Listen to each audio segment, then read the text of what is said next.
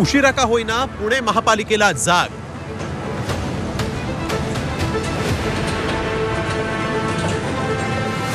अनधिकृत पब आणि बारवर फिरला बुलडोझर।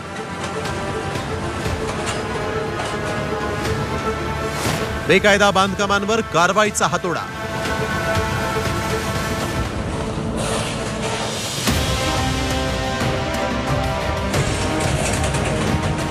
हे दृश्य आहे पुण्यातल्या कोरेगाव पार्क मुंढवा रस्त्यावरचं।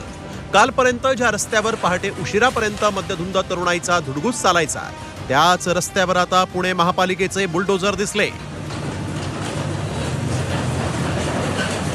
कोरेगाव पार्क परिसरातल्या वॉटर्स, ओरिल्ला आणि अनविंड या पबचं बेकायदा बांधकाम बुलडोझर आणि जेसीबीच्या मदतीनं पाडण्यात आलं।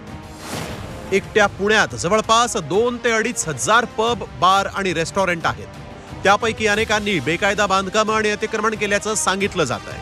परवानगी नसताना रूफटॉप हॉटेल्स चालवली जात असल्याचाही आक्षेप आहे। पार्किंगच्या जागेत बेकायदा हॉटेल्स, पब आणि रेस्टॉरंट चालवली जातात असा स्थानिकांचा आरोप आहे।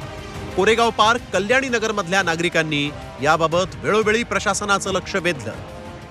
आज छोटी छोटी 16-16 वर्षाची मुलं पबच्या आत जातातच कशी?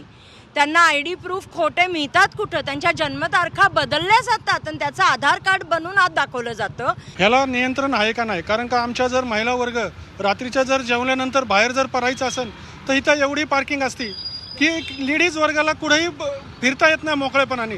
ह्याच्यावर नियंत्रण कोण ठेवणार?